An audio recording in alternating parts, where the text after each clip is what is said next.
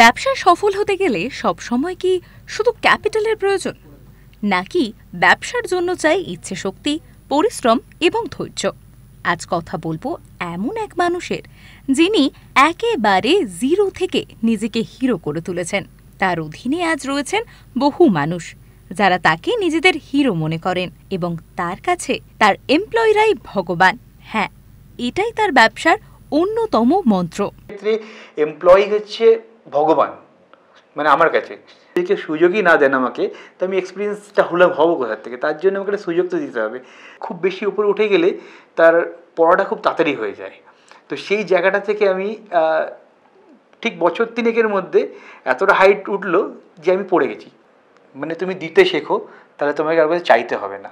এই মুহূর্তে আমরা আমাদের সঙ্গে পেয়ে গেছি ইন্টেরিয়র ডিজাইন কোম্পানি ইনক্লুসিভের কর্ণধার জ্ঞান প্রকাশ বর্মনকে। Sir, welcome to Jio Bangla. Welcome.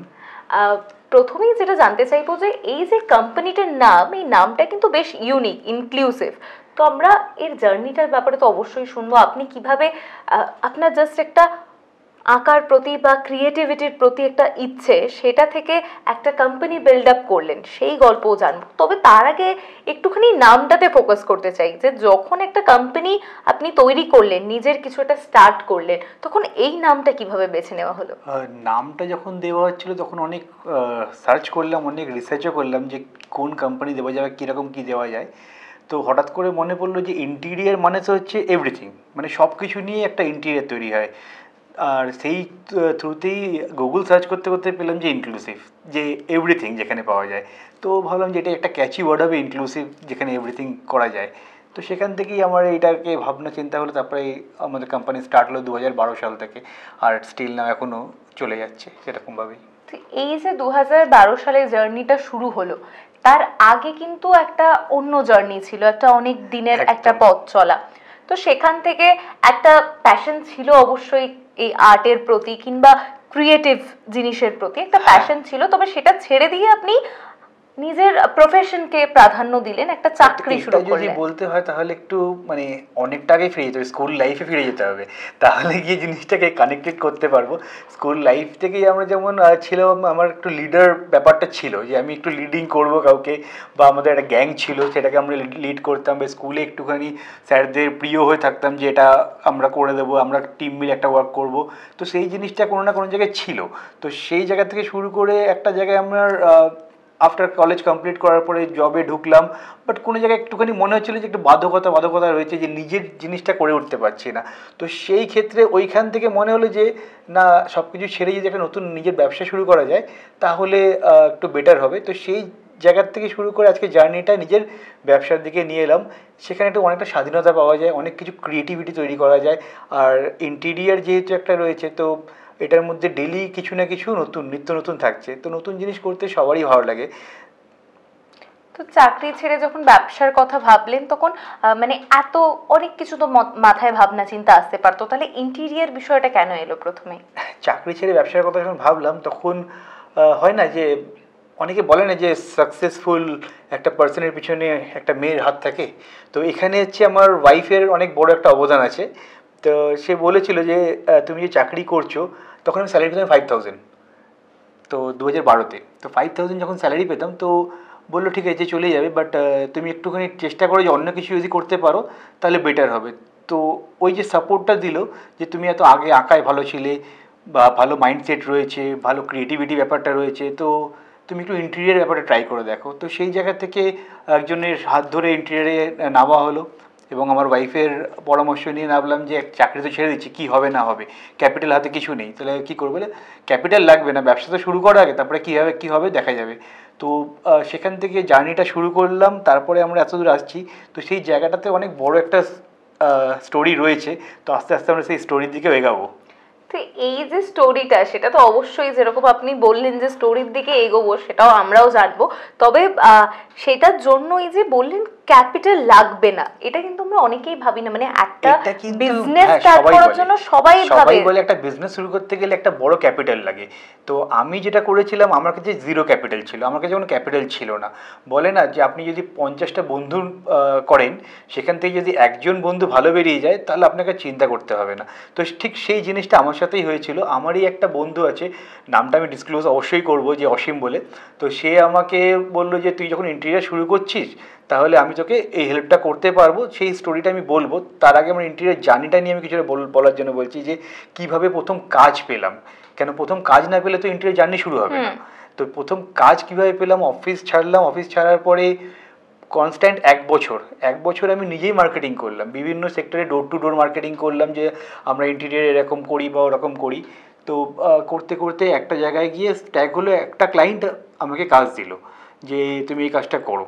CPWD engineer, উনি কাজটা দিল আমাকে। কাজটা করার জন্য এবার তো লাগবে হচ্ছে ক্যাপিটাল, কারণ কি মেটেরিয়ালস লাগবে, লেবার পেমেন্ট লাগবে, সব কিছু লাগবে। তো অসীম আমাকে একজনের সাথে পরিচয় করালো।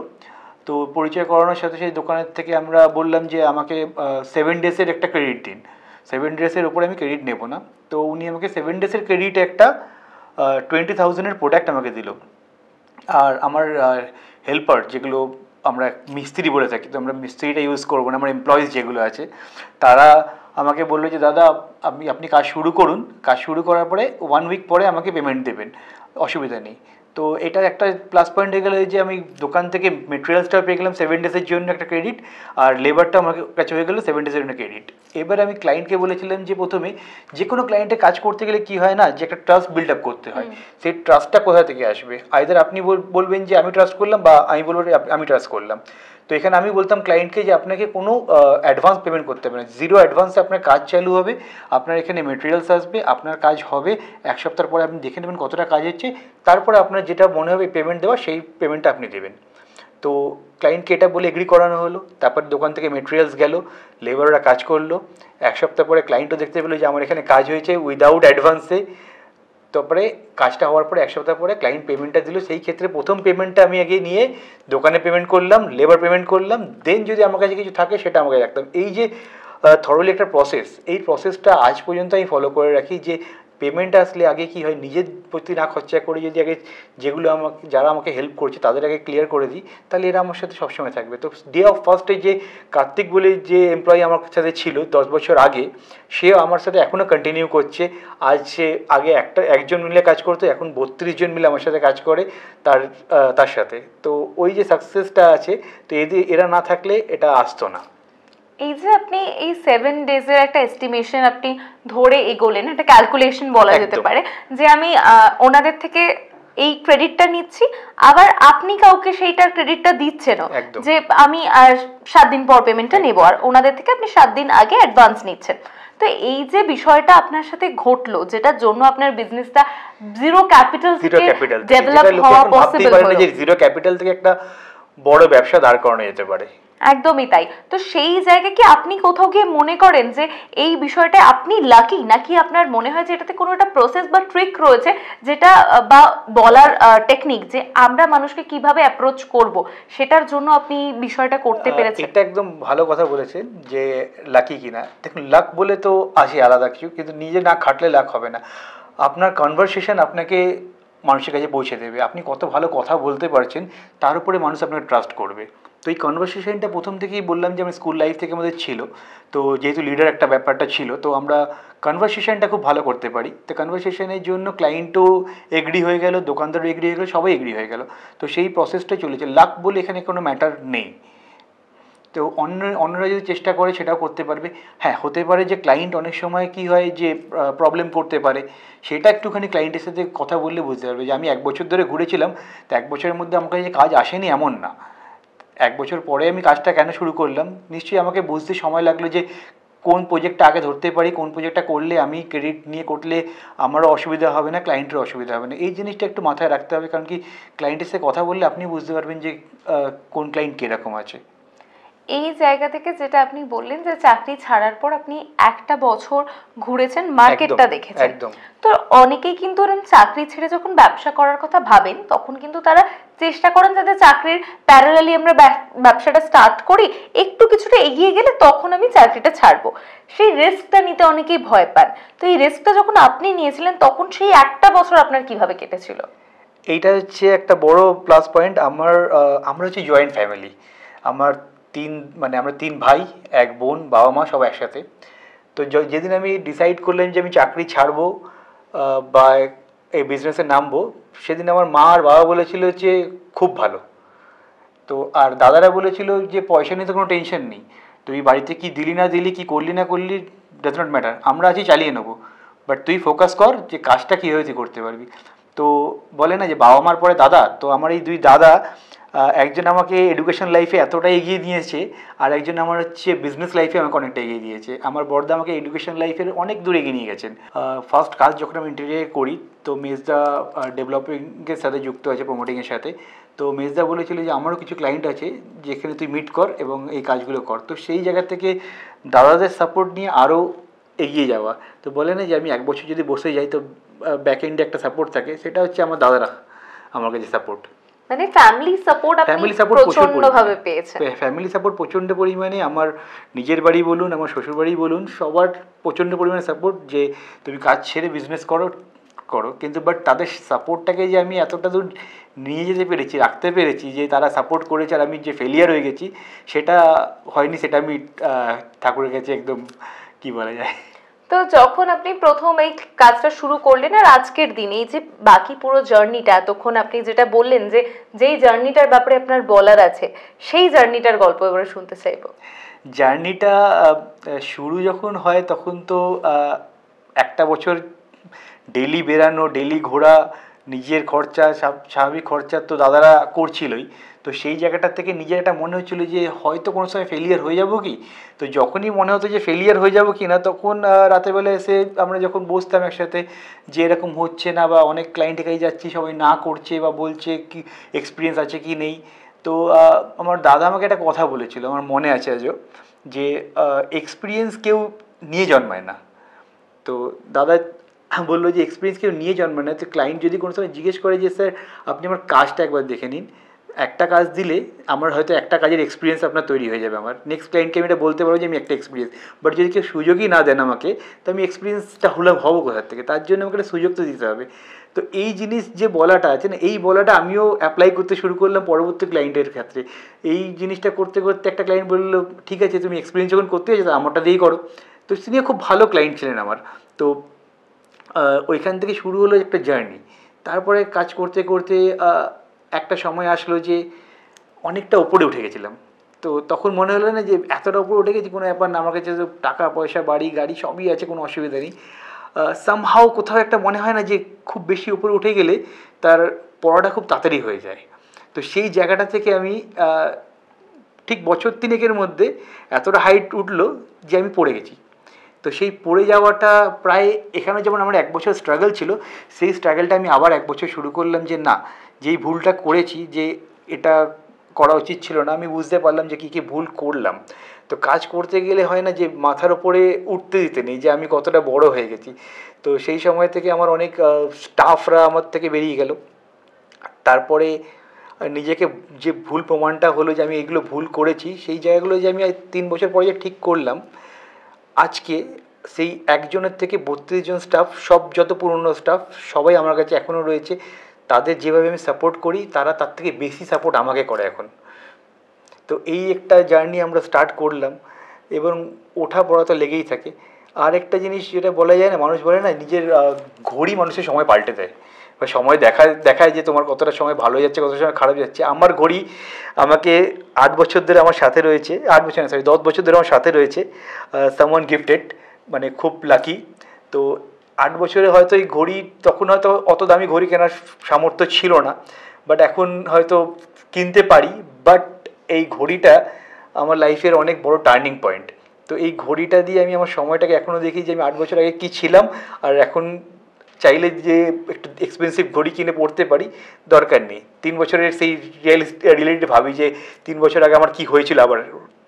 তো সেই জায়গাটা থেকে আমি এখন আবার ঠিকঠাক হয়ে উঠেছি, বাট ওই গ্রাউন্ড লেভেলটাকে একটু ধরে রাখার চেষ্টা করি এখনো পর্যন্ত। যেভাবে নিজে এগিয়ে চলেছেন সেভাবেই তিনি এগিয়ে দিচ্ছেন নিজের সহকর্মীদেরও। তার কাছে প্রতিদিন নতুন কিছু শেখা, এবং তার মনে হয় যে একটা ব্যবসা করতে গেলে সেই ব্যবসায় তার কর্মচারীরা যেই যেই কাজগুলোর জন্য নিযুক্ত, তিনি নিজেও যেন সেই সমস্ত কাজগুলি শিখে ফেলতে পারেন এবং প্রত্যেকটা কাজের সম্পর্কে তার যেন নিজস্ব ধারণা থাকে। তবেই একটা কাজ এবং একটা ব্যবসা সফলভাবে এগোতে পারে। এই যে আপনি বললেন যে একটা ফল, একটা সেইখান থেকে কিছু শিক্ষা, তো একটা যে কোনো বিজনেসের ক্ষেত্রে আপনি যেহেতু একটা এক্সপিরিয়েন্স করেছেন, তো আপনার কি মনে হয় যে বিজনেসের ক্ষেত্রে কোন কোন দিকগুলো আমাদের মাথায় রাখা উচিত আর কোন ভুলগুলো থেকে আমাদের শেখা উচিত? মানে আপনি কি শিখেছেন নিজের এই ফেলিয়ার থেকে বলুন বা নিজের এই পুরো জার্নিটা থেকে? তো আমাদের ব্যাপারটা ছিল যে যেখানে আমরা এমপ্লয়িরা আস্তে আস্তে আমার সাথে ছাড়তে শুরু করলো, হয়তো আমার বিহেভিয়ার হতে পারে বা আমার অনেক কিছু প্রবলেম ছিল যেগুলো আমি রিকগনাইজ করেছি, যেগুলো আমি ডিসক্লোজ করছি না, খারাপ লাগবে জিনিসটা সবার। তো তারপরে আমি ওদের সাথে সবার সাথে বসলাম, তাদের প্রবলেমগুলো শুনলাম যে কী ব্যাপার হলো না হলো, কীরকম হলে বেটার হয়, বা কীরকম আমি করলে তোদের সুবিধা হবে, বা আমি কীরকম থাকলে তোদের সুবিধা হবে, যেটাতে আমাদের কোম্পানিটা আরও গ্রো করবে। তো সেই জায়গার থেকে আজকে যে 32-35 জনের যে স্টাফ জার্নিটা, তো সেটা একটা খুব ভালো জায়গাতে এসে পৌঁছেছে তাদের সাথে আলোচনা করার পরে। তো সেখান থেকে আমার বাবা আমাকে একটা জিনিস শিখিয়েছিল যে বলে না যে মাথার ওপরে অনেক কিছু উঠে গেলে খুব তাড়াতাড়ি পড়ে যায়। তো সেই জায়গাটার থেকে আমার বাবা আমাকে বলেছিল যে হাত যদি জীবনে এরকম রাখিস তো জীবনে এরকম করতে হবে না। তো এরকম মিনসটা ছিল না, তুমি দিতে শেখো, দিতে শিখলে তুমি কোনোদিন কাউকে চাইতে হবে না। তো এই জিনিসটা আমার মাথায় রাখার পরে যে আমি আজকে 4 বছর হয়েছে আমার এই নতুন অফিস বানিয়েছি, নতুন কারখানা বানিয়েছি, দোকান বানিয়েছি, 4 বছর হয়েছে। তো 4 বছর যেখান থেকে শুরু হলো, ফার্স্ট ইয়ার যেদিন আমি অফিস করি, তো আমি আমার স্টাফদের বলেছিলাম যে তোরা কোথায় ঘুরতে যাবি বল। তো ওরা বলেছিল দাদা আমরা দীঘা যাব। তো সেবার আমরা 18 জনকে নিয়ে দীঘা গেলাম। তো দীঘা গিয়ে আমরা ঘুরে টুরে এলাম। তার পরের বছরে দেখলাম যে আমার যে উন্নতিটা সেটা এক লেভেল না, প্রায় 3-4 লেভেল উপরে উঠে গেল। তো ওদেরকে প্রত্যেক সপ্তাহে আমি খাওয়াতে শুরু করলাম যে তোরা কাজ কর, আমি তোদেরকে খাওয়াবো, করবো, যার যেখানে যা প্রবলেম আছে তাদেরকে মেটানোর চেষ্টা করলাম। তাতে দেখলাম যে ইমপ্রুভমেন্ট হচ্ছে অনেক কিছু, সবাই আমার সাথে আরও কানেক্টেড হয়ে যাচ্ছে। তো পরের বছর বললাম তোরা এই বছর কোথায় যেতে চাস? বললো দাদা আমরা তো এখানে অনেক ঘুরছি, যদি কোথাও বাইরে নিয়ে যেতে পারো বলবে। তো একটা আমার ম্যানেজার আছে রঞ্জিত, ওর স্টোরিটা নিয়ে আমরা আসবো। তো 4টে আমার স্ট্যাচু বলতে পারি, তো 4 জনের ব্যাপারে আমরা আসবো। তো ওরা বললো যে দাদা আমরা একটু বাইরে যেতে পারলে ভালো হয়। তো এই রঞ্জিতের বিয়ের উপলক্ষে আমরা ওর বিহারে বাড়িতে যাই। ও বিহারে থাকে, আমার এখানেই ও আমার কারখানাটা রুম নিয়ে থাকে। তো ও বিহারে বাড়িতে যাওয়াতে সবাইকে নেপালে ঘুরতে নিয়ে গেছিলাম। তো নেপালে ঘুরতে নিয়ে যাওয়াতে তারপর থেকে তো সবার একটা আলাদা ফেথ হয়ে গেলো যে দাদা প্রতি বছর কোথাও না কোথাও যাবে। তো ওদের একটা ইচ্ছা ছিল যে দাদা আমাদের কাছে হয়তো স্টাফদের কাছে কী হয় পয়সা থাকে, বাট ওদের কাছে ওই ভয়টা থাকে যে কোনোদিনও প্লেনে উঠতে পারবো কি না। তো এই জিনিসটা, তো আমি অনেক বিজনেসম্যানের ইন্টারভিউ দেখেছি, তো যে তারা তাদের এমপ্লয়িজদের জন্য অনেক কিছু করে। তো আমি আমার কোম্পানির থেকে আমার মনে হচ্ছে আমি যতটুকু করতে পারি বেস্ট। তো সেখান থেকে যখন এরা বললো যে দাদা কোনোদিন আমরা প্লেনে উঠতে পারিনি, যদি কোনো সুযোগ পাও তা আমাদের একটু প্লেনে উঠিও। তো এই যে কথাটা ছিল, এই কথাটা আমি বললাম যে দেখ পরের বছর হবে কিনা আমি জানি না, বাট কাজকর্মের কীরকম কী পরিস্থিতি থাকবে, বাট সেই বছরই ওরা এত পরিমাণে ভালো কাজ করলো যে ক্লায়েন্টের ফ্লোটা আমার কাছে অনেক বেশি হলো, এবং সেখান থেকে একটা পার্সেন্টেজ নিয়ে আমি ওদেরকে সবাইকে প্লেনে করে দার্জিলিং ঘুরতে নিয়ে গেছিলাম। তো এটা ওদের কাছে একটা বড় পাওনা ছিল যে আমরা তো কোনোদিনও প্লেনে উঠতে পারবো না, তাই বললাম যে তোরা প্লেনে উঠতে পারবি না, আমার সাথে উঠবি, আমি তো প্লেনে যাই, তো আমার সাথে তোরা উঠবি। তো এই করে করে শুরু হলো। তো এই বছরে আবার ওরা বললো যে না এই বছর দীঘা যাবো, পরের বছরে একটা ভালো ট্রিপ করবো আমরা। তাহলে ঠিক আছে, তাহলে এই বছর দীঘা যাও, কম খরচায় তোমরা করে নাও, পরের বছর তোমাদেরকে আবার একটা ভালো ট্রিপ করবো। এই যে দিতে শেখাটা, এই দিতে শেখাটা কিন্তু একটা অনেক বড় ব্যাপার। একটা ব্যবসার ক্ষেত্রে এমপ্লয়ি হচ্ছে ভগবান, মানে আমার কাছে ক্লায়েন্ট তো সবাই বলে ভগবান, বাট ক্লায়েন্টের আগে হচ্ছে আমার এমপ্লয়ি হচ্ছে ভগবান। যদি আমি ওদেরকে ভালো না রাখতে পারি না, যে কোনো ক্লায়েন্টের বাড়িতে গিয়ে কাজটা ভালো হবে না, সেই যেই ফিল্ডে থাকুক না কেন। যদি কাজটাই ভালো না হয়, ক্লায়েন্টের একটা নেগেটিভ ইম্প্যাক্ট চলে আসবে, তাহলে তো কাজই হবে না। তো এমপ্লয়িকে তুমি যত খুশি রাখতে পারবে ততটা বেটার। মানে আমি আমার এন্টায়ার লাইফে ওদেরকে যে এই জিনিসগুলো করতে পেরেছি, তো সেটা করে আমার খুব ভালো লেগেছে। তো সেটাই একটা বড় পাওনা। সেই বললাম যে দেওয়াটা যতটা বড় হবে, পাওয়াটাও তত বড় হবে। এই যে আপনি এই বিষয়টা বললেন যে এমপ্লয়িরা ভগবান, বা এমপ্লয়ীদের নিয়ে এগোতে পারলে হয়তো আমার বিজনেসের প্রফিটটা আরো অনেকটা হবে। কোথাও গিয়ে তো অবভিয়াসলি যখন আপনি প্রথম থেকে আপনার বিজনেসের এই যে পার্সেন্টেজ, আপনার যেটা প্রফিটের পার্সেন্টেজ, আপনি সেটা শেয়ার করতে শুরু করলেন তাদের একটা স্যালারির ঊর্ধ্বে গিয়ে তাদেরকে তাদের মতন করে খুশি করার চেষ্টা করলেন, তো সেখানে তো কোথাও গিয়ে আপনারও কোথাও লস হচ্ছিল একটু হলেও। একদম। তো সেটাকে কিভাবে আপনি নিজের লাইফের জন্য ইম্প্যাক্টফুল বানিয়ে আমি ফেললেন? আমার লাইফের কেরিয়ারে আজ পর্যন্ত কাজের এই যে আপনি ওয়ার্ডটা ইউজ করেন না, লস হচ্ছিল, এই ওয়ার্ডটা আমি ইউজ করি না। আমার কাছে ওয়ার্ড একটাই, সেটা হচ্ছে প্রফিট কম আর বেশি। আমার কোনো কাজে আজ পর্যন্ত লস নেই। বাহ, কোনোটাতে কাজে প্রফিট বেশি হয়েছে, কোনোটাতে কাজে প্রফিট কম হয়েছে। এই ওয়ার্ডটা আমি আমার এমপ্লয়ের ক্ষেত্রে, আমার ক্লায়েন্টের ক্ষেত্রে, ক্লায়েন্টরা অনেক কিছু বলে যে দাদা আমাকে একটু এটা করে দিন, দাদা আমাকে ওটা একটু করে দিন, তাতে আপনার লস হবে না। লস না স্যার, ব্যাপারটা হচ্ছে যে প্রফিট কম আর বেশি। লস বলে আজ পর্যন্ত ব্যবসা করে কেউ, মানে ব্যবসায় যে লস হয়েছে আমার লাইফে দেখা নেই। মানে আমি আমার যেরকম ব্যবসা করি সেটার মধ্যে লস বলে কিছু নেই, প্রফিট কম আর বেশি। তো এই লস ওয়ার্ডটা আমার লাইফ থেকে নেই, তো লস হয় না আমার কোনোদিনই আজ পর্যন্ত। বাহ। এই যে আপনার বিজনেস স্টোরিটা বললেন কিংবা আপনার এই জার্নির গল্প বললেন, সেটা তো অবভিয়াসলি অনেকের কাছে সেটা ইন্সপায়ারিং হবেই। তবে তাছাড়া আপনার যে জার্নির যে কাজটা রয়েছে, এবার সেটা সম্বন্ধে একটু জানবো। যে যেরকম আপনি আমাকে আগেও বলেছিলেন যে আপনি শুরু করেছিলেন দমদম থেকে, এখন সেখানে আপনি অল ইন্ডিয়ার বিভিন্ন জায়গায় আপনার ক্লায়েন্ট রয়েছে এবং বিভিন্ন জায়গায় আপনি কাজ করে থাকেন। তো এই সব জায়গায় যখন একসাথে আপনি কাজ, এই যে আজকে এতটা রিচ আপনার বেড়েছে যে একদম আপনার নিজের যে বার্থ প্লেস সেখান থেকে আপনি কাজ শুরু করলেন, আর এখন সব জায়গায় আপনি পৌঁছেছেন, আপনার মানুষ আপনার পরিচিতি, আপনার কাজের পরিচিতি হয়েছে। তো সেই জায়গাটা তৈরি করার জন্য আপনাকে কি কি করতে হয়েছে, আর কি ধরনের কাজ আপনারা প্রোভাইড করেন যেটা হয়তো অন্যান্যদের থেকে ক্লায়েন্টরা সেই অর্থে পাবেন না, যার কারণে লোকে আপনাকে চুজ করবে? দেখুন, কাজ তো সবাই করছে মার্কেটে, আমরাও করছি, বাট একটা জিনিস হচ্ছে কমিটমেন্ট। অনেকের ক্ষেত্রে যেটা হয় আর আমাদের ক্ষেত্রে যেটা হয়, মানে আমি যেটা করি না সেটা হচ্ছে যে কোনো কাজে যদি আমার মনে হচ্ছে যে এটা আমার প্রফিট হচ্ছে না কাজটাতে, ওই মাঝ রাস্তায় আমি কোনোদিন ছেড়ে আসি না। যে কোনো কাজকে আমরা কমপ্লিট করি, সেটাতে আমার প্রফিট হোক আর না হোক, বাট এই জিনিসটা আমরা মেনটেন করি খুব বেশি। আর আমার যে এমপ্লয়ি স্ট্রাকচার রয়েছে তারাও এই জিনিসটাকে মানে যে দাদার যদি পয়সা নাও আসে বাট আমাদেরকে দিয়ে দেবে, এটা একদম পুরো ওরা জানে। তো এই জায়গা থেকে আমাদের একদমই আলাদা। আর ইন্টিরিয়ার লাইনে আমার যেহেতু বিজনেস, তো আমি সেটাই বলি যে আমার যে ফ্যাসিনেশনটা হচ্ছে সেটা হচ্ছে লাইটিংয়ের প্রতি। আমার আপনাকে কিছু চ্যানেলসের আমার দিয়ে দেবো, আপনারা দেখতে পারবেন বা দর্শকদের দেখাতেও পারবেন যে আমরা লাইট ফোকাস খুব বেশি করি। যেখানে যেখানে মানুষ চিন্তা করবেন যেখানে লাইট দেওয়া যায় সেখানে আমাদের লাইটিং সেকশনটা থাকে। এটা হচ্ছে একটা বড় আমার কাছে পাওনা। আর তার মধ্যে একটা কথা আমি বলবো যে সোশ্যাল মিডিয়া না থাকলে হয়তো আজকে আমি এতটা জায়গায় পৌঁছাতেও পারতাম না। তো আমি তো ব্যবসাটা করছি 2012 থেকে, তখন এতটা সোশ্যাল মিডিয়ার ব্যাপারটা ছিল না। বছর 3 আগে রিলস দেখতে দেখতে আমার মেয়ে 10 বছর বয়স এখন, তো তখন আমি রিলস দেখতাম বিভিন্ন রকম, তো ও আমার সাথে বসে বসে দেখতো। তো তখন ও কোনো সময় বললো যে বাবা সবার কাজের ভিডিও দেখতে পাই, তোমারটা নেই কেন?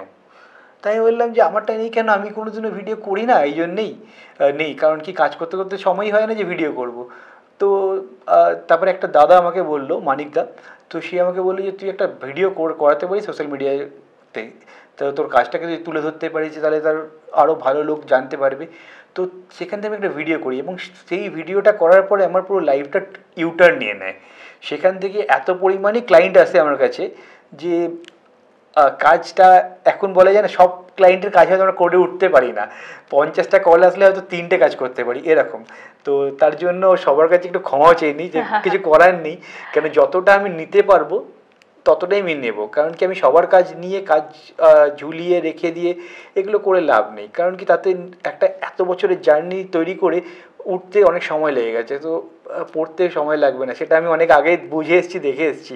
তো যতটা বলে না তুমি খেতে পারবে পাতে ততটাই নাও, ওয়েস্টেজ করে লাভ নেই। তো এরকম ক্লায়েন্টকেও নেগেটিভ করে লাভ নেই। জীবনে ওঠা পড়া সকলেরই থাকে, তাই তার জীবনেও এমন বিপর্যয় ঘটেছে। তবে তিনি সেই ভুল থেকে শিক্ষা নিয়ে আরও ভালোর পথে এগিয়ে গেছেন এবং সফলভাবে নিজের পথে তিনি দৃঢ় থেকেছেন। তিনি বিশ্বাস করেন যে মানুষকে আমরা যতটা দিতে পারব আমরা জীবনের থেকে ঠিক ততটাই ফেরত পাব। নিজের করা ভুলগুলো থেকে তিনি যা শিখেছেন সেই শিক্ষা থেকে উনি আগামী প্রজন্মের ব্যবসায়ীদের উদ্দেশ্যে ঠিক কোন কোন শিক্ষাগুলি তুলে দিতে চান? এর মানে সোশ্যাল মিডিয়ার একটা বড় ইম্প্যাক্ট রয়েছে আপনার এই বিজনেস এগিয়ে নিয়ে যেতে। আপনার স্টোরি বা আপনার এই যে জার্নিটা, সেটা নিয়ে তো আমরা কথা বললাম। তবে আমাদের তো যারা দর্শকরা দেখছেন তাদের মধ্যে এরকম প্রচুর মানুষ থাকেন যারা বিজনেস করার কথা ভাবেন, এবং যেটা প্রথমেই যেটা নিয়ে কথা বলেছিলাম যে ক্যাপিটাল বিষয়টা তারা আটকে যায়, সেই কাজ একদমই। তো জিরো ক্যাপিটালে কিভাবে কাজ হয় সেটা নিয়ে তো আপনার সাথে কথা বললাম, আর আপনি কিভাবে নিজের বিজনেসটাকে এগোলেন জিরো ক্যাপিটাল থেকে সেটা নিয়েও কথা বললাম। তবে একটা বিজনেসকে যখন আপনি গড়ে তুললেন, আপনি একটা স্কিল নিয়ে হয়তো এই বিজনেসটাতে এসেছিলেন, পরে এখানে থাকতে থাকতে আরো অনেক কিছু স্কিল আপনাকে ডেভেলপ করতে হয়েছে, অনেক কিছু শিখতে হয়েছে। তো দর্শকদের সাথে যদি শেষটুকু এইটা ভাগ করে নেন যে কিভাবে কেউ একজন নিজেদের বিজনেসে বা নিজেদের লাইফে সাকসেস পেতে পারে, তার জন্য কি কি জিনিস একটু একটু করে আমাদের শিখে তোলা উচিত। আমি তো আমার প্রফেশন দিয়েই বলছি যে আমার প্রফেশনে কি আছে না, ইন্টেরিয়ার তো একটা ভাস্ট সাবজেক্ট। তো এখানে হচ্ছে যেমন কার্পেন্টার আছে, প্লাম্বার আছে, ইলেকট্রিশিয়ান আছে, সবাই আছে। তো আমি যখন একটা ক্লায়েন্টের সাথে কথা বলতে যাই, তো অ্যাজ এন কার্পেন্টার আমি ওনাকে বোঝাতে পারবো, তার জন্য আমাকে কার্পেন্টারদের সাথে থাকতে হয়। তো প্রথম তো আমি কার্পেন্টার সাথে প্লাইও কেটেছি, এমন না যে কাটিনি, প্রায় কয়েক মাস ধরে প্লাইও কেটেছি, ওদের সাথে ল্যামিনেট পেস্টিং করেছি, তারপরে কাজগুলো করেছি। ইলেকট্রিশিয়ানের থেকে অনেক কিছু শিখেছি, জেনেছি, নাহলে আমি বোঝাতে পারবো না। আমি যদি না বোঝাতে পারছি, সে আমাকে কাজ দেবে না। আর কিছু কিছু ক্ষেত্রে এমনও হয় না যে আপনি হয়তো জানেন না এই জিনিসটা, বাট আপনি এমন একটা জিনিস বলবেন যে ক্লায়েন্ট বলবে না এ সব থেকে বেস্ট জানে। তো এই নিজের উপরে কনফিডেন্ট এই জিনিসটা রাখতে হবে। নিজের উপরে কনফিডেন্ট রাখলে যে কোনো কাজ না খুব ইজিলি হয়ে যাবে। তো এই প্রত্যেকটা এমপ্লয়িজের সাথে থেকে ওদের কাছ থেকে একটু কাজ শেখা, কাজ বোঝা, তারপরে তো নিজের একটা ক্রিয়েটিভিটি থাকে যে এটা বলা। তো এই জিনিসটা আমার এমপ্লয়িরা খুব হেল্প করে। বলুন, এমপ্লয়িরা না থাকলে আজকে আমি হয়তো এই জায়গায় থাকতাম না। যেমন আমি আপনাকে বললাম যে চারটে আমার কোম্পানির বড় স্তম্ভ বলা যেতে পারে। তো এই শম্ভুদা বলে একজন আছে, সে হচ্ছে আমার স্তম্ভ। এই রঞ্জিত, আমি না থাকলেও কোম্পানি চালিয়ে দেবে, এরকম একটা ব্যাপার। যে আমি হয়তো ঘরে ঘুমাচ্ছি 11টা অবধি, ঘুম থেকে উঠে ক্লায়েন্টের ফোন আসছে না, ততক্ষণে ও অন্য অন্য জায়গায় কাজগুলো মিটিয়ে দিয়েছে। তো আমার যে ফিনান্সিয়াল দেখেন সমীরদা, সে আমাকে অলওয়েজলি বলে যে যেটা করবি ভেবে করবি, কোনো কিছু আলোচনা হলে আগে করে নিবি, তারপরে করবি। মানে অ্যাজ আ দাদা হিসাবে খুব গাইড করে। আর চতুর্থ জনের নামটা ডিসক্লোজ করলাম না, গৃহযুদ্ধ লেগে যাবে, থাক ওটা ডিসক্লোজই থাক। একটা হিডেন জেম থাকে মানুষের লাইফে। তো এই যে সবকিছু মিলিয়ে আপনার বিজনেস এভাবে এগিয়ে চলছে, কংগ্রাচুলেশন ফর দ্যাট। আরও আপনার বিজনেস এগোবে নিশ্চয়ই, যেভাবে আপনি আপনার এমপ্লয়ীদের বা আপনার ক্লায়েন্টদের সাথে ডিল করেন। এবং সাথে আমাদের দর্শকদের সাথেও আপনার এই জার্নিটা শেয়ার করার জন্য অনেক অনেক ধন্যবাদ, আমাদের এতটা সময় দেওয়ার জন্য। আশা করি আমাদের দর্শকদেরও আমাদের আজকের এপিসোডটা ভালো লাগবে। আপনার দর্শকরা যদি এটা খুব ভালোভাবে নিয়ে নেয় যে বিজনেস করতে গেলে ভয় পাওয়া যাবে না, ফেলিয়ার আসবে বাট ভয় পাওয়া যাবে না। আমাদের লাইফেও ফেলিয়ার এসছে, আমরাও কোনো সময় ভাবিনি যে ছেড়ে দেব। আমাদের মাথায় একটাই আছে যে আমি কাজটা জানি, তো যদি আমি কোনো জায়গায় ফেলিয়ার হয়ে গেলাম আবার স্টার্ট করতে পারবো। এই জায়গাটাই মানুষের মধ্যে সবথেকে বড় সমস্যা, যে আমি ফেলিয়ার হয়ে গেলে আমি শুরু কীভাবে করবো। বাট যদি নিজের উপরে কনফিডেন্ট থাকে না যে আমি এই কাজটা করতে পারবো, বা আমি এই কাজটা জানি, বা আমাকে কেউ ওটা ব্যাকআপ করতে পারবে না, তাহলে যে কোনোভাবে কাজগুলো স্টার্ট করা যাবে, আবার জিরো থেকে আবার স্টার্ট করা যাবে। যেমন আমি বললাম যে 3 বছরের মধ্যে আমি পড়ে গেছিলাম, আবার শুরু হয়ে আবার সেম জায়গায় চলে এসেছি, বাট তখনের থেকে অনেক বেটার। এখন আমার কাছে একটা অফিস রয়েছে, আমার কাছে কারখানা রয়েছে, আমার কাছে আমার নিজস্ব প্লাই শপ রয়েছে, আছে অনেক কিছু। তো সেই জায়গার থেকে আজকে ঘুরে দাঁড়িয়েছি। আর যেটা বললাম যে হাত জীবনে এরম করে রাখুন, আর এরম করতে হবে না, তো এটা রাখতে হবে। আর এমপ্লয়ীদেরকে ভালোবাসতে হবে। এমপ্লয়ীকে না ভালোবেসে কোনোদিনও একটা সাকসেসফুল বিজনেস দাঁড় করানো যাবে না, কারণ এমপ্লয়িরাই হচ্ছে ভগবান। তো এরা না থাকলে কোনোদিনও আপনি বড় হতে পারবেন না। তো আজকে আমার 4 বছরে আমার গণেশ পুজো হয়। একটা পয়েন্ট আমি বলবো অবশ্যই, 4 বছর আমার অফিস, আমি 4 বছর গণেশ পুজো হয়। পার্টনারশিপে বিজনেস করেছিলাম একটা সময় গিয়ে, 3 বছর যেটা বললাম ব্রেকআপ হয়ে গেল। তো পার্টনারশিপে ভেঙে নিজে যখন বিজনেসটা শুরু করেছিলাম, তখন কোথাও না কোথাও একটা জায়গায় মাথায় ছিল যে একা করতে পারবো কি না। তখন অফিস বানালাম যখন, সেই বছর থেকে একটা পার্টনার তৈরি করলাম নিজের, সেটা হচ্ছে আমার গণেশ ঠাকুর। তো প্রত্যেক কাজের থেকে আমি আমার একটা পোর্শন গণেশ ঠাকুরের জন্য তুলে রাখি। এবং আজ আমরা গণেশ পুজোটা 4 বছর অনেক বড় করেছি, যেখানে প্রথম বছর আমরা 200-300 লোক খাওয়াতাম, সেটা এখন এই বছর আমরা 2300 লোক খাইয়েছি। তো এই একটা বড় জার্নি যে গণেশ ঠাকুর আমার পার্টনার আছে, কিছু হলে দেখে নেবেন, কোনো চাপ নেই। তো অন্য পার্টনার করার থেকে ভগবানকে পার্টনার করে নাও, অনেক বড় সাকসেসফুলি পাবে। বাহ, থ্যাংক ইউ সো মাচ আপনাকে। আর অবশ্যই যেটা আপনার এই কথা থেকে আমরা জানলাম যে রিস্ক কিন্তু নিতেই হবে, তবেই আমরা বিজনেস করতে পারবো। রিস্ক হে তো ইস্ক হে, ব্যাপারটা তো ডায়লগই রয়ে গেছে এরকম। থ্যাংক ইউ সো মাচ আপনাকে, এবং আমাদের দর্শকদেরও অনেক অনেক ধন্যবাদ। এরকমই নতুন নতুন স্টোরি জানার জন্য, এরকম নতুন নতুন অজানা গল্পগুলোকে জানার জন্য অবশ্যই নজর রাখবেন জিও বাংলায়। ধন্যবাদ।